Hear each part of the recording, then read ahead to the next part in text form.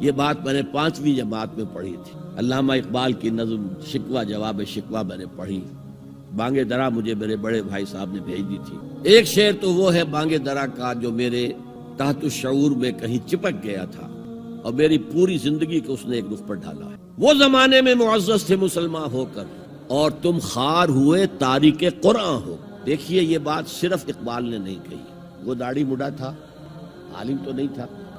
یہی بات کہی 14ویں صدی کے مجدد اعظم شیخ الہند مولانا محمود حسن اسیر مالٹا۔ 4.5 سال کی اسیری کے بعد جب رہائی پا کر آئے تھے 1920 میں، اور رہائی کیوں ملی تھی کہ ٹی بی 3rd سٹیج کو پہنچ گئی تھی۔ انگریز ڈرتا تھا کہ اگر ہماری اسیری ہی کے اندر کہیں انتقال ہو گیا تو کہیں طوفان اٹھ جائے، لہذا چھوڑ دیا۔ دیوبند میں ایک جلسہ منعقد ہوا اور وقت کے سارے بڑے بڑے علماء موجود، اشرف علی تھانوی صاحب موجود، شبیر احمد عثمانی صاحب موجود، مولانا حسین احمد مدنی موجود، ہمارے جو پاکستان میں مفتی محمد شفیع صاحب موجود، اور انہوں نے یہ واقعہ لکھا ہے اپنی کتاب میں وحدت امت میں کہ شیخ الہند نے کہا کہ ہم نے تو اپنی 4 سالہ دور اسیری میں جتنا ہی غور کیا ہے، ہمیں اپنے زوال کے 2 اسباب نظر آئے ہیں۔ ایک ہمارا قرآن کو ترک کر دے، یہ لفظ ہے اس کے اندر، نوٹ کی۔ حالانکہ علماء نے قرآن کو ترک کیا ہے، لیکن اگر آپ نے کہا نہیں تو یہ صحیح نہیں ہے، کیا ہے۔ ان کا سارا زور فقہ پر ہے، حدیث پر ہے، زیادہ زور قرآن پر نہیں ہے۔ صحیح بات کہنے والا کون ہے؟ شیخ الہند۔ ایک ہمارا قرآن کو ترک کر دینا اور دوسرا آپس کے اختلافات۔ اور مفتی شفیع صاحب نے اس کے اوپر پھر یہ گرہ لگائی کہ حضرت شیخ نے جو 2 باتیں کہی تھی حقیقت میں ایک ہی ہے، ہمارے اختلافات بھی اسی لیے کہ ہم نے قرآن کو ترک کر دیا۔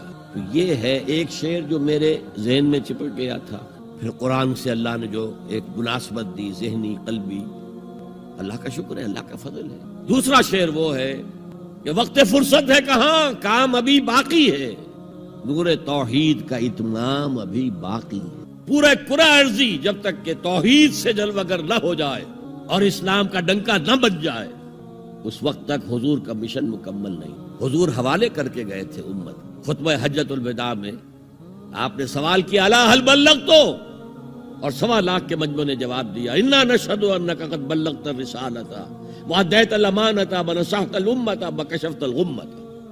ہاں حضور ہم گواہ ہیں، آپ نے حق رسالت ادا کر دیا، حق امانت ادا کر، مسلمانوں کی خیر خواہی کا حق ادا کر دیا، امت کی خیر خواہی کا، اور گمراہی کے پردے چاک کر۔ 3 دفعہ حضور نے سوال کیا، 3 دفعہ جواب دے کر پھر آسمان کی طرف نگاہ اٹھائی اور انگشت شہادت سے اشارہ کیا اور پھر لوگوں کی طرف اللہم اشہد اللہم اشہد اللہم اشہد، اے اللہ تو بھی گواہ رہے، یہ مان رہے ہیں کہ میں نے پہنچا دیا۔